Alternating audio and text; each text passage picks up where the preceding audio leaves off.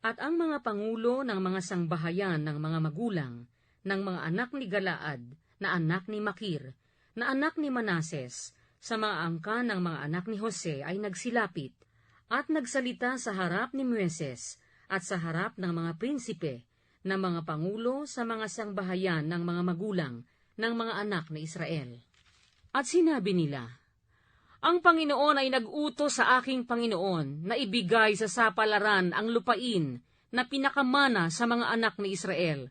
At inutusan din naman ng Panginoon ang aking Panginoon na ibigay ang mana ni Salpaad na aming kapatid sa kanyang mga anak na babae.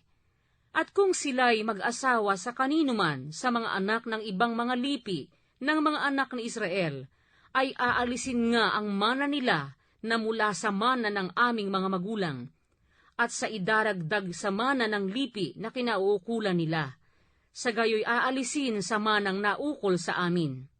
At sa paghuhubileo ng mga anak ni Israel, ay idaragdag nga ang kanilang mana sa mana ng lipi na kanilang kinaukulan. Sa gayoy, ang kanilang mana ay aalisin sa mana ng lipi ng aming mga magulang. At iniutos ni Moises sa mga anak ni Israel, ayon sa salita ng Panginoon, na sinasabi, ang lipi ng mga anak ni Jose ay nagsasalita ng matuwid. Ito ang bagay na iniutos ng Panginoon tungkol sa mga anak na babae ni Salpaad, na sinasabi, mag-asawa sila sa kanino mang kanilang magalingin, ngunit sa angka ng lipi lamang ng kanilang ama mag-asawa sila. Sa gayon ay hindi magkakalipat-lipat ang mana ng mga anak ni Israel sa iba't ibang lipi, sapagkat ang mga anak ni Israel ay masasani bawat isa sa mana ng lipi ng kanyang mga magulang. At bawat anak na babae na nag-aari sa anumang lipi ng mga anak ni Israel ay mag-asawa sa isa ng angka ng lipi ng kanyang ama, upang ang mga anak ni Israel ay magmana bawat isa ng mana ng kanyang mga magulang.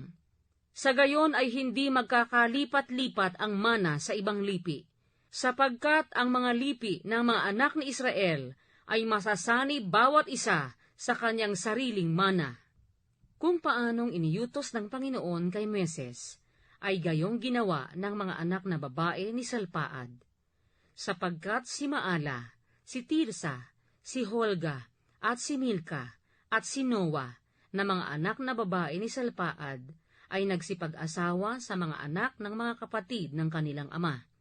Sila'y nag-asawa sa mga angkan ng mga anak ni Manases, na anak ni Jose, at ang kanilang mana ay naiwan sa lipi ng angkan ng ama nila. Ito ang mga utos at ang mga kahatulan na iniutos ng Panginoon sa pamamagitan ni Moises sa mga anak ni Israel, sa mga kapatagan ng Moab, sa tabi ng Jordan sa Jericho.